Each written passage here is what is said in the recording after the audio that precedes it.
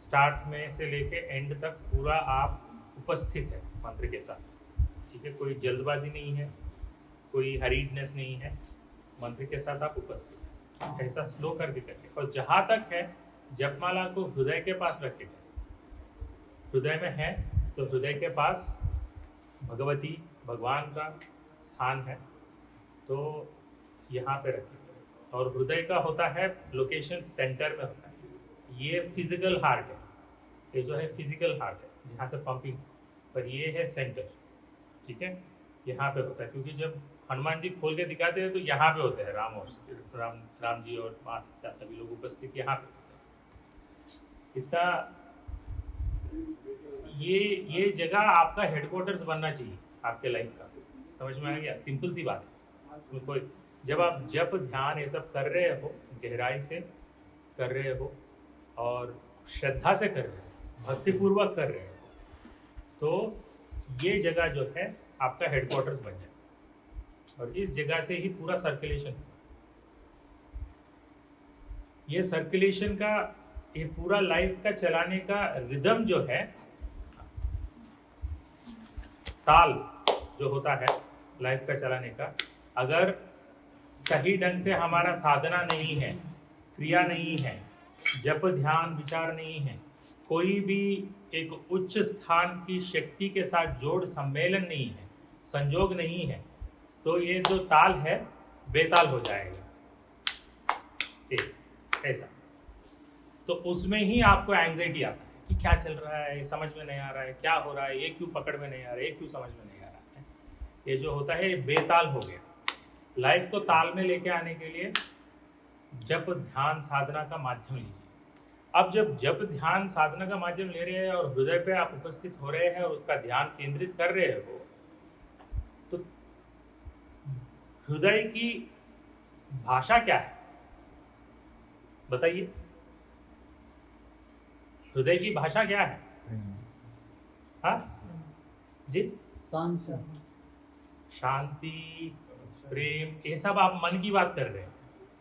मन में कुछ कॉन्सेप्ट बना लिया, उसका बात कर रहे हैं। अब सोचिए, सीधा सीधा सोचो, हृदय की भाषा क्या है? डॉक्टर आपको चेक करने के लिए क्या करता है? स्टेथोस्कोप लगाता है और सुनता है कि धड़कन ठीक चल रहा है नहीं चल रहा है। धड़कन है हृदय की भाषा। धड़कन ताल में होना चाहिए, सिंपल सी बात है। जब धड़कन ताल में नहीं है, धीरे धीरे खत्म होते जा रहा है, तो उसको डाउट आ जाएगा, भैया आपको तो लो बीपी है, क्या चल रहा है आपके लाइफ में? बहुत तेजी से आगे बढ़ रहा है तो उसको और भी टेंशन आ जाएगा कि क्यों हाई बीपी लेके चल रहे हो, इतना क्या टेंशन लेके चल रहे हो लाइफ में।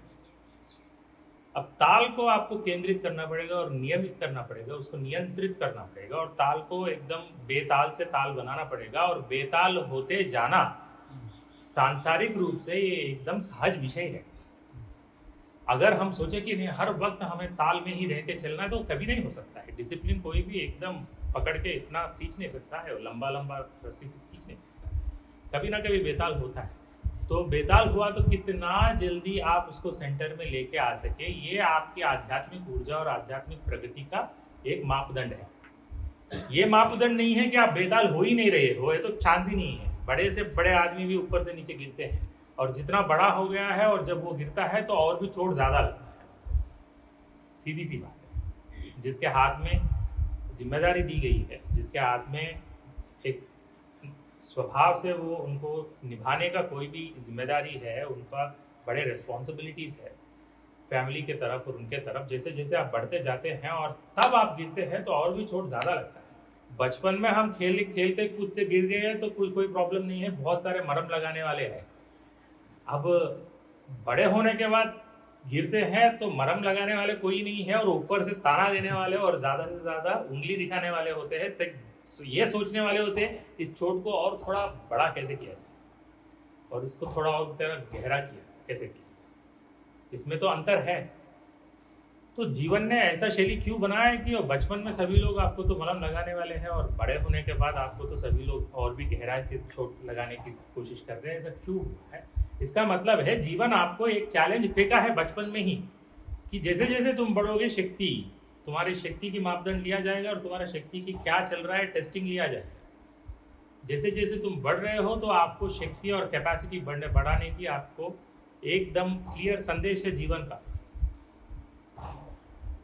माँ के पेट में ही बिना हमें बताए एक कॉन्ट्रैक्ट हो चुका है, उजाला और अंधेरे के बीच में, हमें पता नहीं। ठीक है, हम तो सोचते हैं ये निकल के, ये कुछ बिना सोचे ही निकल के आ जाते हैं गर्भ से, ये सोच के अभी तो जीवन बस चल पड़ेगा। फिर थोड़ी ही दिनों में, थोड़ी ही देर में, जैसे ही आपकी चेतना बढ़ते जाएगी, जैसे ही आपके आभास होते जाएगा जीवन के बारे में, और संशय उठते जाएंगे तरंगों की तरह, एक संशय के बाद एक संशय, एक संकोच के बाद एक संकोच, एक दुख के बाद एक दुख, ऐसा जब उठते जाएगा, तरंगे उठते जाएंगे, तो आप तो सोचते भैया हम लोग ये कहाँ आ गए। हमें ये चीज बोला जाता तो हम लोग गर्भ में शायद सोच लेते कि ये क्या चल रहा है। तो हमें तो ऐसा कुछ चांस ही नहीं है, बिना हमें बताए हमारे जीवन के बारे में अंधेरा और उजाले के बीच में एक कॉन्ट्रैक्ट हो चुका है। और ये कॉन्ट्रैक्ट है, अंधेरा को भी पूरा नहीं कॉन्ट्रैक्ट, एक कंट्रोल नहीं देना है उजाले को, बोलते नहीं नहीं थोड़ा मुझे रखना पड़ेगा। ये जो आदमी अभी निकलने वाला है यहाँ से, इसके लाइफ पे जो मेरा कंट्रोल है, मुझे कुछ ना कुछ लगाना ही पड़ेगा। कंट्रोल क्या है? कंट्रोल अंधेरे का, जो आपके सोच विचार के बाहर है वही पूरा अंधेरा है। आप जो जिस चीज को नहीं जानते हैं, आप अनजान है जिस चीज से, वो पूरा ही अंधेरा है। जिस चीज की ज्ञान नहीं है, जिस चीज के बारे में आप अज्ञान है, वो पूरा ही अंधेरा है। जिस चीज की आपको एहसास नहीं है, वो पूरा ही अंधेरा है। जिनको आप नहीं जानते हैं, वो तो लगभग अंधेरा के ही रिप्रेजेंटेशन। और पहली बार जब आप उनके साथ मुलाकात करते हैं, तो आप तो एंटर ही कर रहे हैं अंधेरे में। तो ये सब ऋग्वेद में बोला गया है कि अंग्रेजी में बोले तो बोलते known is a drop, unknown is a known ocean. माने जो हम जानते हैं वो बिंदु से भी कम है मात्रा, और जो हम नहीं जानते और जान नहीं सकते हैं, कभी भी नहीं जान सकते हैं, वो एक महासमुद्र के तरह है। चाहे आपका ज्ञान कितना भी बढ़ता जाए, वो बिंदु से कम ही होता है और वो महासमुद्र ही होता है। और संसार है, इस माया जाल में ऐसा फंसाया जाता है जैसे कि आप किसी चीज को जानने की कोशिश कर रहे हो और गहराई से उसको देख रहे हो, वो आपको दिखाएगा कि आप जान गए उस चीज को। आप बोलते हैं मैं तैयार हूँ इसको निपटाने के लिए। जैसे ही काम करने उतरते हो, कुछ ना कुछ बात पलट जाता है। आपने तो सोचा होगा मैंने तो ये सोच के उतरा था काम करने के लिए, पर उतरते ही कुछ और चीज हो गया है, इसके बारे में तो मुझे जानकारी नहीं। तो ये जो अनजान की बात है, ये जो अज्ञान की बात है, ये आप घिरे हुए हो हर वक्त, इसका हमें कभी भी, और ये नेगेटिव ईविल की बात नहीं है, नेगेटिव की बात नहीं है, ये असुर और सुर की बात नहीं हो रहा है, ये सिंपल ये बात हो रहा है अज्ञान और ज्ञान की बात हो रहा है। अज्ञान जो है, अगर हम सही ढंग से उसको जाने, अज्ञान का ताकत को जाने, अज्ञान क्या है हम तो कभी नहीं जान सकते हैं, क्योंकि हम ही स्वयं अज्ञान के प्रतिरूप है ना। तो हम उसका ताकत को जाने, तब हमारे पैर जो है धरती पे सही ढंग से खड़े रहते हैं। हम जान के चल, हमें बहुत कुछ नहीं पता है इस जीवन में, इस भावना को लेके जब हम चलते हैं, एक सरल और एक सहज पथ निकलता है हमारे। और इसी भावना को आप उल्टा करके देखें तो हम तो बहुत जानते हैं। तो जैसा लगता है कि आपके दो पैर उड़ रहे हैं धरती के ऊपर से, आपको लग रहा है आप कोई बहुत ही दिव्य आत्मा हो, अब थोड़ी ही दिन में आप कुछ मिराकल करके लोगों को बचा लेने वाले। यही धरती से उठने वाली बात है। जब आपको स्वयं के बारे में एक गलत मापदंड लग जाता है, इसी को इन्फ्लेशन बोलते हैं। मतलब जो आपने सोच लिया खुद के बारे में, जो आपके प्रति पॉसिबल नहीं था, उसको भी आपने बोल दिया कि ये पॉसिबल हो जाएगा, और उतर पड़े, फिर बाद में धक्का मुक्की होगा ही होगा। इसीलिए अज्ञान के जो आप ताकत को एक जानकारी में, एक दिशा में लगाते, हाँ भैया कभी भी सुन लो, अज्ञान का जो शक्ति है वो काफी ज्यादा है। इसीलिए हमारा पैर, इसीलिए जब माँ काली को हम देखते हैं, वो तो काली है और उनका वर्ण भी जो है काला है, ठीक है। यह वो उन्हीं का प्रतीक है। यह वो आपको याद दिला रहे हैं घमंड ना होने का, किसी चीज के बारे में, खुद के ताकत के बारे में इतना घमंड ना हो, क्योंकि संसार और जो ये प्रपंच है प्रपंच मतलब पांच तत्वों से जो बना हुआ है उसको ही प्रपंच बोलते हैं। आप अब देखो कितना सुंदर बात है, जब आप बैठ के ये जो पूजा कर रहे हो आप पांच तत्वों को दे रहे हो और आप इस ढंग से दे रहे हो, चाहे मुझे कुछ पता ना पता, कि मेरा प्रपंच जो है मैं आपके चरणों पे लगा। ये है पंचोपचार पूजा का एक तरीके से देखेंगे तो ये तत्वानुसार इसका। तो माँ काली आपको याद दिला रही है, तो भैया तुम्हें तो जानकारी नहीं है कितना गहरा है कुआं, तो इसीलिए ज्यादा आप उड़ो मत इस चीज को। और ये तो अंधकार की बात हो गई है, अभी है ऊर्जा की बात। ऊर्जा तो ज्ञान का प्रतीक है। अब अंधकार ने बोल दिया पूरा पूरा ऊर्जा को हम कॉन्ट्रैक्ट नहीं देंगे। अब ऊर्जा ने बोला हम तो भी पूरा पूरा कॉन्ट्रैक्ट अंधकार को नहीं देंगे, अंधेरा को नहीं देंगे, कुछ अंधेरा को भी पूरा नहीं देना है, क्योंकि उजाले का सत्य अपने आप में एक बहुत ही गहरा सत्य है हमारे जीवन में, क्योंकि रात्रि के बाद तो सूर्योदय होता ही है और सूर्य का प्रकाश जो है कोई रोक ही नहीं सकता है। चाहे कितना भी गहरा अंधेरा हो, सूर्य का उजाला का कभी भी कमी नहीं होता है, वो पूर्ण है। और उस पूर्ण उजाले से आप कितना भी लेते जाओ वो पूर्ण ही रहेगा। और हमारे साथ जो चाहे कोई भी तरह के जीव जंतु ले लीजिए, जहां पे आप प्राण को देखते हैं, जिसको हम प्राणी बोलते हैं, सभी तो प्राणी हैं, जीव जंतु प्राणी हैं, पेड़ पौधे प्राणी हैं, हम भी तो प्राणी हैं। जहां पे भी प्राण है उसको प्राण शक्ति जो मिलता है वो सूरज के प्रति जो हमारे में स्वयं निर्भर हो, वो प्यार, वो प्रेम सूरज के प्रति। और सूरज को देखते ही हम इसीलिए 1.5 सालों से, मतलब कितने सालों से, हजारों हजारों सालों से अर्घ्य करते आ रहे हैं सूर्य भगवान को। सिंपल सी बोले तो कोई अर्घ्य करता है, कोई छठ पूजा कर लेता है बिहार में, ठीक है। तो सूर्य का एक ऐसा इतना उत्तीर्ण उजाला है कि हर दिशा पे फैला हुआ है, जैसे कि ठीक अंधेरे के पीछे ही वो उजाला है। कभी आगे आ जाता है अंधेरे के आगे, कभी अंधेरे के पीछे चले जाता है, बस इसको ढूंढ निकालना है। तो आपके जीवन में अंधेरे के पीछे छुपा हुआ उजाले को कैसे ढूंढे, ये आपकी तत्व चिंतन की बात और ये आपकी साधना की बात बन जाती है। ट्रैक हो रहा है मेरे साथ? हाँ, ये नहीं तो काफी ज्यादा फिलॉसफी वाला बात हो रहा है। हाँ, ठीक है।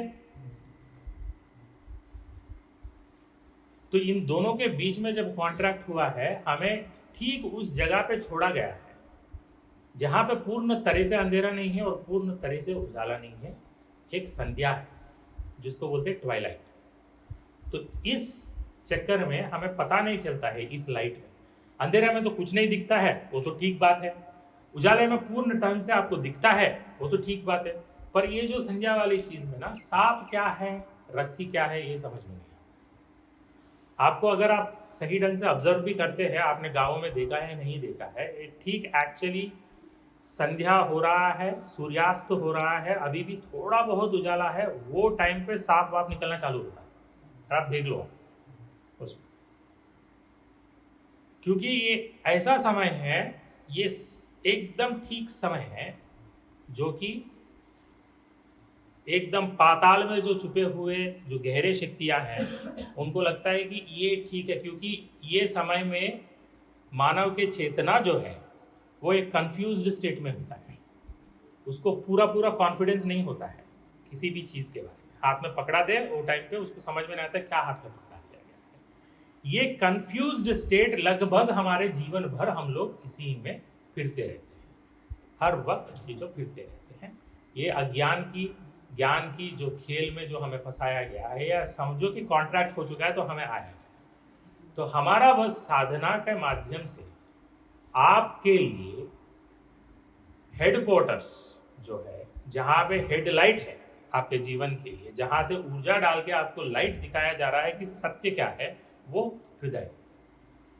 अब जब आप हृदय में भगवान को विराजित करके आप इतने क्षमता से, इतने श्रद्धा से, इतने भक्ति से जब आप उनकी उपासना कर रहे हो, तो यहाँ से जो उजाला आके आपको दिखाने वाला है कि कौन सा सही रास्ता है। जब आपका मन द्वंद्व में हो, मैं ये करूँ या वो करूँ, मैं इनको खुश रखूँ, इनको खुश रखूँ, मैं इस पे प्रायोरिटी दूँ या इन पे प्रायोरिटी, ये जब द्वंद्व के चीज होते हैं। द्वंद्व क्या है?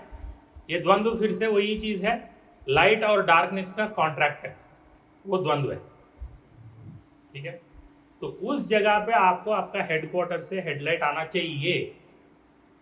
इसके लिए आपको इतना तो पता होना चाहिए हेडक्वार्टर्स के साथ कांटेक्ट कैसे मेंटेन किया जाए।